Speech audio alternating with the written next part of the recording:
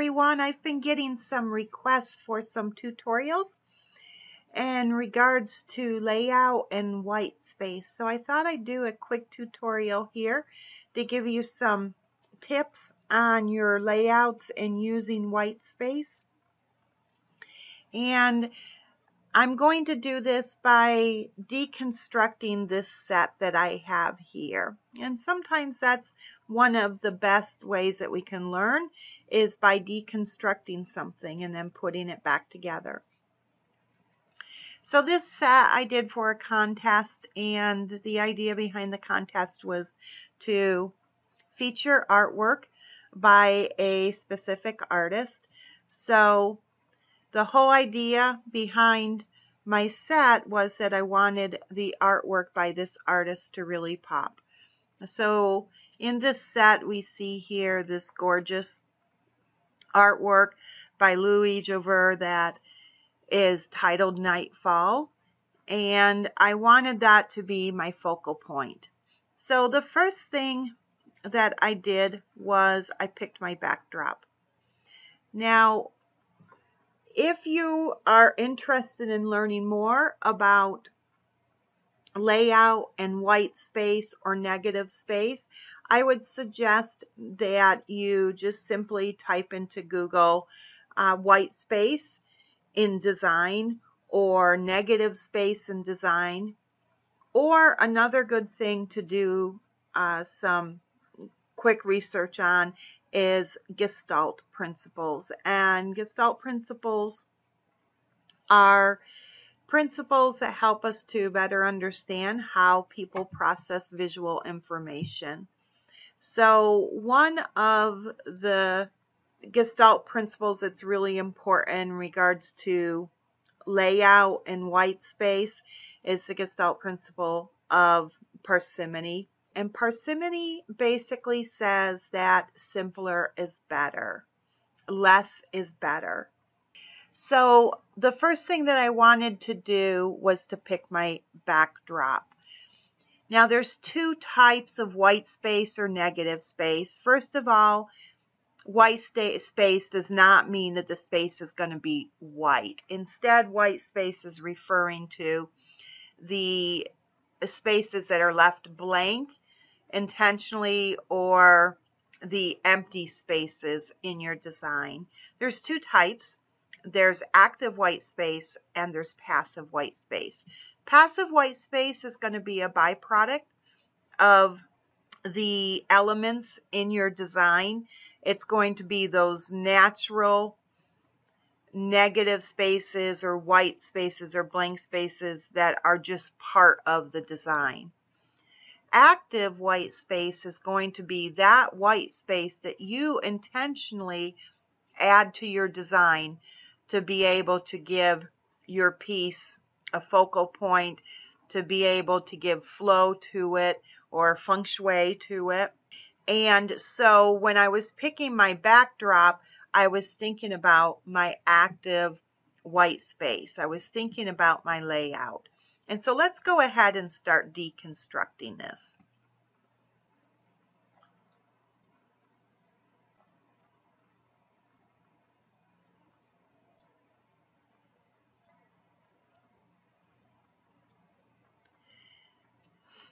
And so you see that I'm taking out all of the shadows that I have put in here. I'm taking out my lighting effects. There's actually a lighting effect up here too.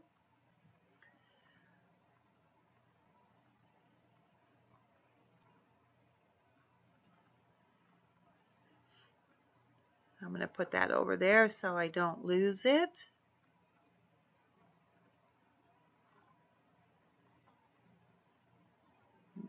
I'm going to keep that there. That's what I was looking for.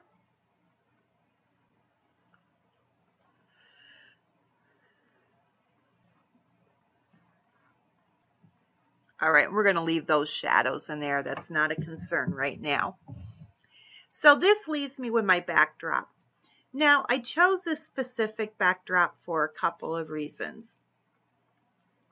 Number one, it has a big gorgeous wall where I can display artwork. And of course I was looking for that because I want the artwork of this set to be the focal point.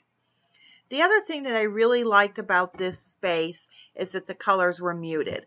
And that was important to me because I wanted the artwork to pop. In addition, I really liked the curve of this chair.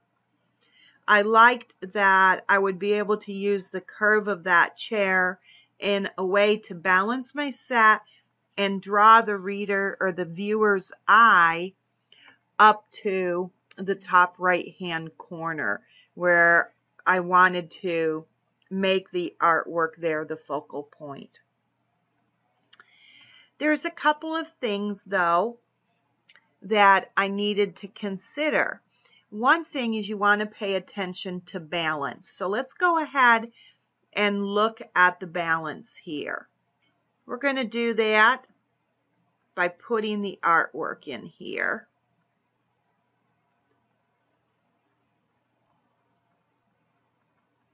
And I'm not going to do a perfect job here because of time. But so I put my artwork back in there in my frame.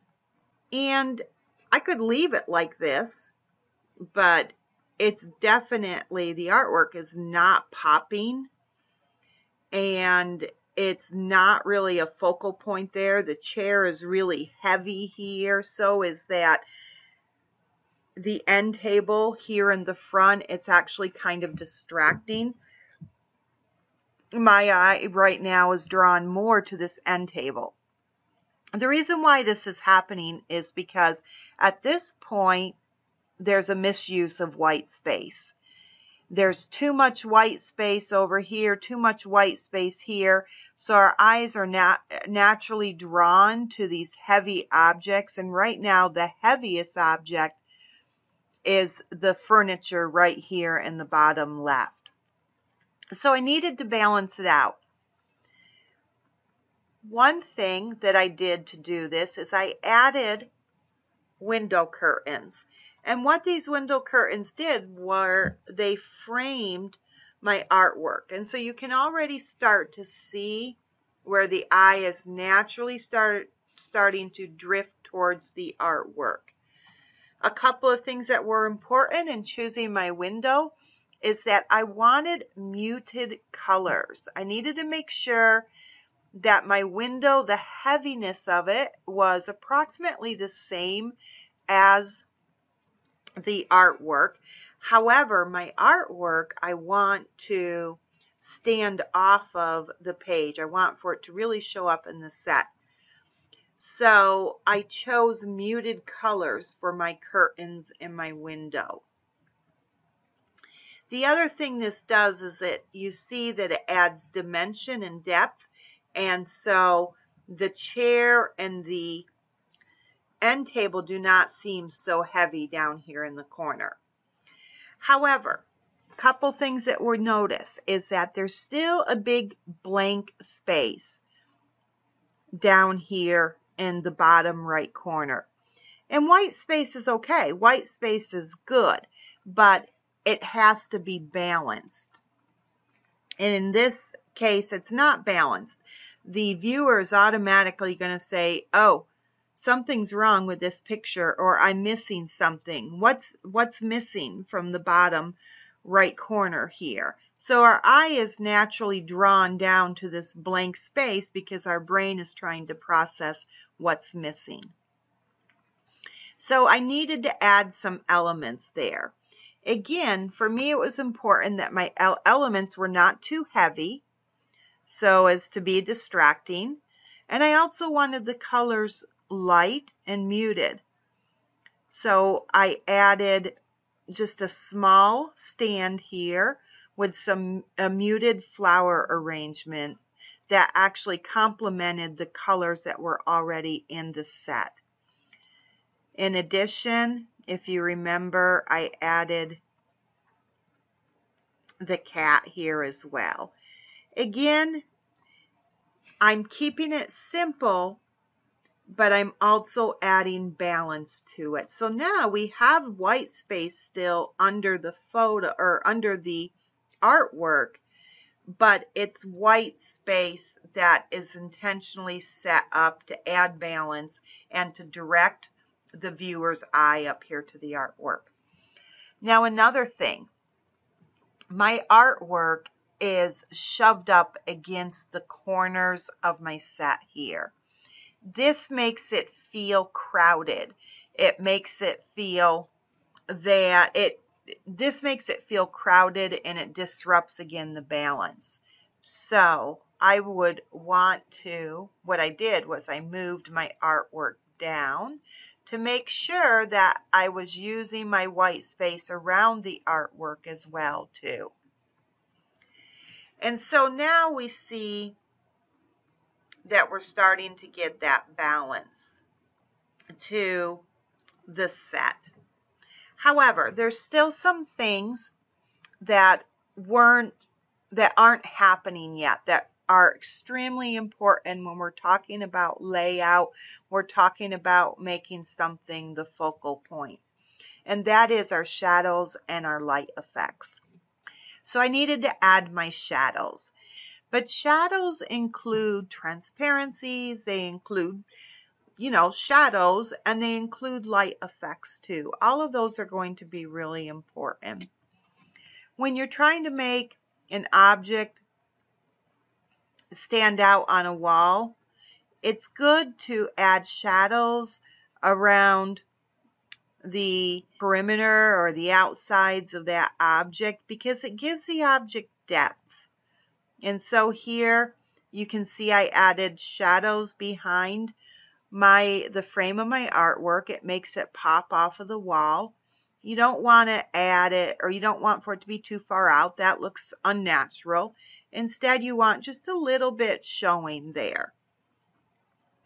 And I did that around all the edges of my artwork, and you automatically see how this really stands out. I also added shadows, if you notice here, to my flowers. And again, if we look without the shadows, it's very drab and very flat.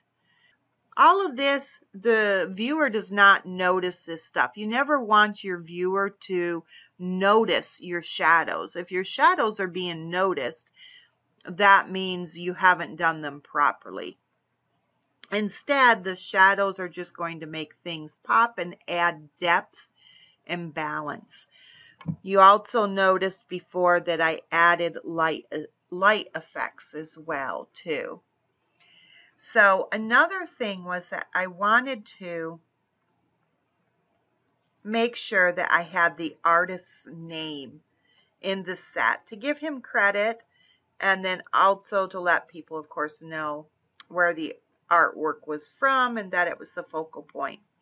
And so I added my letters, and I put a lighter color in the front, darker behind the back, just to add again a little bit more depth.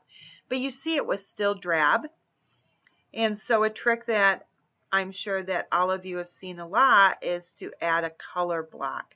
This is another element again of white space or negative space. And that color block, then you can see that it again mutes what's happening in the background some more, and it helps those letters to pop.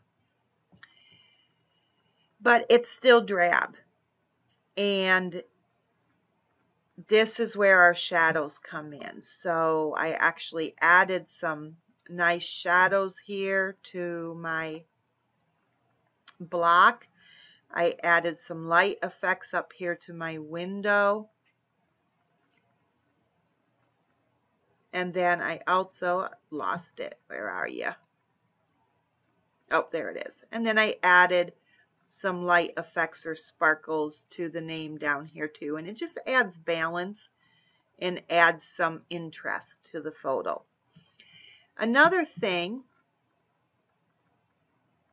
I'll put those shadows back in there behind that planner.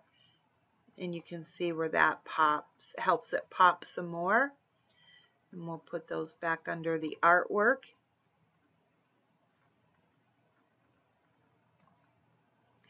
Another thing that I wanted to happen too was I did not want my decor being the focal point in this photo. So I still felt that this nightstand was a little bit heavy. The kitten is really cute and everything, but I definitely don't want that to be distracting. The same with the flowers and the chair. So a good trick to help that, put that down a little bit, a good trick to help that was to add a transparency over top of my decor, but under my artwork. And so that left my artwork nice and bright, but muted the decor. And so we see here, if we add that transparency, then the decor now is muted, but that artwork pops. I've directed the viewer's eye up there through the curve of the chair, through the white space around, and by adding balance with the other elements that I've put in here. In addition, though, the viewer will first look up here, but then I also direct them back down here by adding shadow effects, more white space behind my lettering, and then the light effects as well too. And so that's my completed set. So the main things that you want to pay attention to is going to be the Gestalt principle of parsimony. Less is best. Simple is better. You want to pay attention to your backdrop, to your balance. Don't add all heavy items on the bottom and then nothing on the top, or all heavy items on one side and leave the other side too empty. That's going to make things imbalanced. When picking items, make sure that they're properly sized and they're not distracting from what you want to be your focal. You can use this with anything. You can use it for art, you can use it for clothing, and of course you use this in your art sets as well too. In addition, don't forget about your shadows, your transparencies, and your light effects. Those bring your set to life and they add depth and help again direct the viewer's eye. So I hope this was helpful. If you guys have any other suggestions for tips, tricks, or tutorials that you'd like to see, just send me a PM on Polyvore.